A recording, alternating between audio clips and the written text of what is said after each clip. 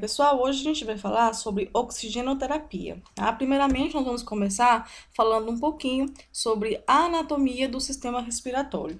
Então, a anatomia, primeiramente, ela é composta pela cavidade nasal, né? Ela fica ali dentro do nariz do paciente. Então, é na cavidade nasal que acontece ali, onde existem as fossas nasais, elas têm a função de filtrar, umedecer e aquecer esse ar, certinho? Depois da cavidade nasal, a gente tem um outro órgão muito importante que é a nossa faringe, tá? Então, a faringe, ela se divide em três partes. Aqui nessa imagem não está muito bem definido, mas ela se divide em três partes. Ela se divide em nasofaringe, que ela, né, a parte que se comunica com os olhos e com o nariz do paciente. A gente tem a orofaringe, que é a parte intermediária, que se comunica ali com a boca, e a gente tem a laringofaringe, que ela liga ali a faringe, a laringe até o esôfago, tá? E aí, a faringe, ela permite a passagem do ar, que a gente inala através da respiração, tá? Ela também tem a função de fazer a deglutição, pois ela possui mecanismos que direcionam, quando a gente faz a deglutição, ela direciona o alimento para o sistema digestório, e quando a gente faz a inalação do ar, ele dirige a sua, né, o ar para os pulmões, certo? Então, a laringe, ela tem esse mecanismo. Então, quando o alimento ele passa ali por aquele tubo, o esfíncter do esôfago, né, ele é fechado, e aí a língua, ela bloqueia a cavidade oral, e aí esse esôfago, ele se abre, permitindo então que o alimento tenha a passagem, certo? Então, toda vez que a gente vai realizar a deglutição, esse mecanismo aqui, ele abre e fecha. Então, quando a gente não está engolindo e está só fazendo a inspiração, né, puxando o ar, esse sistema aqui, ele não existe, tá? Ele só vai existir, então, dentro da deglutição. Quando não há esse bolo alimentar, quando a língua ela não, né, não trava a cavidade oral, a gente tem a passagem de ar até os pulmões, certo? Temos então também, né, continuando falando sobre os principais órgãos do sistema respiratório. Nós temos a traqueia, tá? A traqueia, ela conduz o ar até os pulmões, que é um órgão, né, tubular, cilíndrico e também cartilaginoso, tá? Ele é bem maleável. Nós temos também o diafragma, tá? O diafragma, ele tem a função de abaixar as costelas aqui, ó.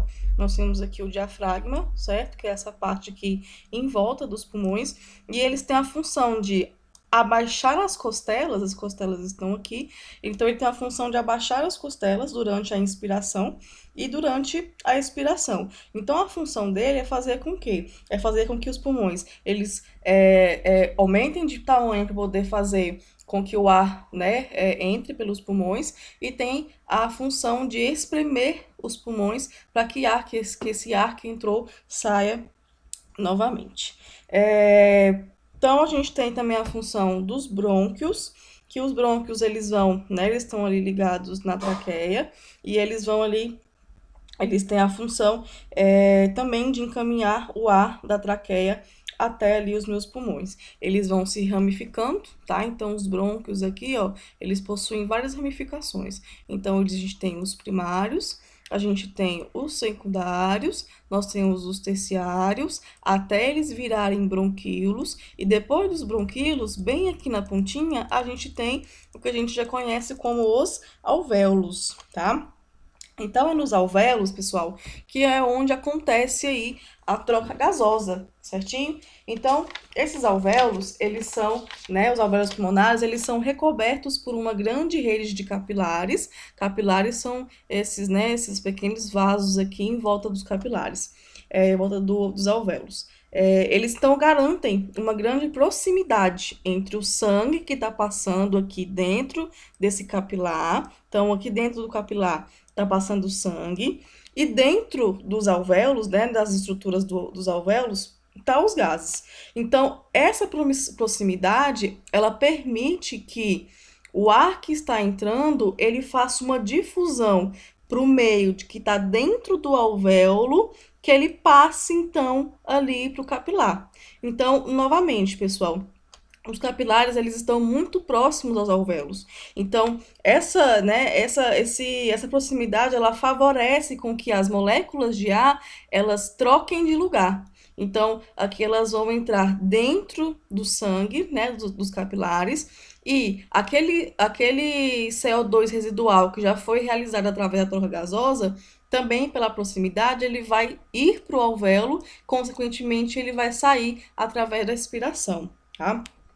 Então, o gás carbônico, ele também se encontra em grande quantidade no sangue dos capilares e ele se difunde para o ar alveolar. Então, é aí que acontece a troca gasosa, onde o oxigênio ele entra para dentro do alvéolo, ele passa para o capilar. Dentro do capilar, onde tinha muito CO2, ele passa para o alvéolo e assim ele se externiza para o ar atmosférico, tá?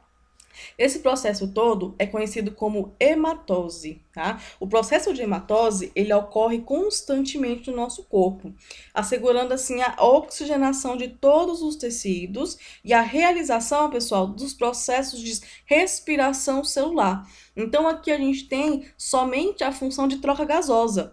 Quando esse oxigênio que foi aqui colocado dentro do capilar, ele chega nos tecidos, o oxigênio ele se desprende da hemoglobina, que é essa célula aqui em cima, ó. Aqui em cima a gente tem, né, a representação do oxigênio, da hemoglobina carregando o oxigênio. Então essa célula sanguínea, que onde ela recebeu ele aqui, ó, aqui embaixo, essa célula sanguínea recebeu uma molécula de oxigênio e aí essa molécula sanguínea, ela vai percorrer por todo o corpo e aí quando ela chegar nos tecidos, qualquer tecido do nosso corpo, o oxigênio ele vai se desprender aqui da minha hemoglobina, tá? Ele vai se desprender. E aí, depois disso, ele é utilizado pelas células no processo de respiração celular, tá? É um processo muito complexo, tô somente aqui citando para a gente poder relembrar qual que é a função dos nossos alvéolos, certinho?